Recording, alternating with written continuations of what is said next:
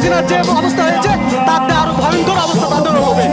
নির্বাচন করতেছেন, নির্বাচনের আগে যারা এই জুলাই যুদ্ধে আহত হয়েছে, চক্ষু হারাইছে, পঙ্গু হয়েছে, তাদেরকে সঠিক ব্যবস্থা করুন, তারপরে নির্বাচনের কথা ভাবুন। আজকে মাশাআল্লাহ আমাদের খুব সুন্দর লাগতেছে। আমরা 1 বছর জুলাই পুনর্জাগরণ হিসেবে আমরা এখানে অনুষ্ঠানমালায় হাজির হতে পেরেছি, এর জন্য নিজেকে গর্বিত বোধ করছি। আমরা চাই প্রত্যেক বছর এইরকম যেন অনুষ্ঠান আবার হয়।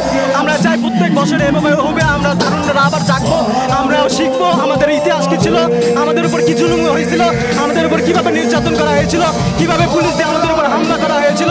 আমরা যাতে বুঝবো, আমাদের ইতিহাসকে জানবো, আমরা 71-কে জানবো, 24-কে জানবো। এর মধ্যে যে মনে করি নিজের বাপের কুক্ষিগত করার যে রাজনীতি ছিল, এই রাজনীতি থেকে আমরা শিক্ষা গ্রহণ করতে পারবো। যারা কুক্ষিগত করতে চায়, দলীয়করণ করতে চায়, যারা চাঁদাবাজি করতে চায়, ফেসিবাদ কায়েম করতে চায়, তারা এ থেকে শিক্ষা গ্রহণ করবে যে তাদের যে হাসিনার যে অবস্থা হয়েছে তাতে আরো ভয়ঙ্কর অবস্থা তাদের হবে।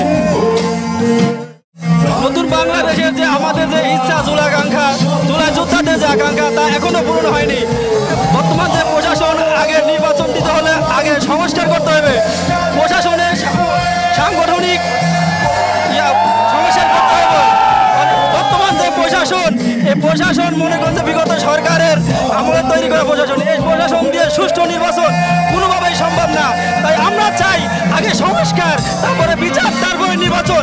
এটাই শুধু আমার দাবি না, এটা প্রত্যেকটা জুলাই যোদ্ধার দাবি। আজকে যারা জুলাই যুদ্ধে যারা আহত হয়েছে, তারা হাসপাতালে বেডে কাটাচ্ছে, তাদের সুষ্ঠুভাবে চিকিৎসা হচ্ছে না। অথচ আপনারা নির্বাচন করতেছেন। নির্বাচনের আগে যারা এই জুলাই যুদ্ধে আহত হয়েছে, চক্ষু হারাইছে, পঙ্গু হয়েছে, তাদেরকে সঠিক ব্যবস্থা করুন, তারপরে নির্বাচনের কথা ভাবুন। নির্বাচন দিতে হলে আগে সংস্কার করতে হবে, তারপর বিচার করতে হবে, তারপরে বাংলাদেশের নির্বাচন। সংস্কার এবং সুষ্ঠু বিচার ছাড়া কোনোভাবেই নির্বাচন হতে দেওয়া হবে না। এটা জুলাই যোদ্ধাদের অঙ্গীকার। আজকে শুধু এই অনুষ্ঠানটা শুধু আমাদের জন্য না, প্রত্যেকটা সংগ্রামী জুলাই যোদ্ধার জন্য আনন্দের।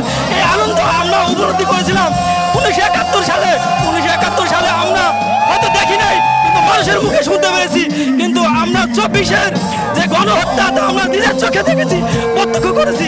তাই যারা নির্বাচন নিয়ে ভালাইতেছেন, তাদের আগে বিচার আলোচনা করতে হবে। যারা এই যুদ্ধে নিহত হয়েছে এবং যারা আহত হয়েছে, তাদেরকে ভালোভাবে চিকিৎসার ব্যবস্থা করা, তারপরে নির্বাচন দিতে হবে। এটা আমাদের আজকে সবারই একটাই দাবি, যেন জুলাই যোদ্ধাদের সঠিক মর্যাদা দেওয়া হয় এবং জুলাই সনদে যা এটা প্রাতিষ্ঠানিক রূপ দেওয়া হয় এবং সংবিধানে যেন এই জুলাই সংবিধানের সংবাদীরা যেন এই জুলাই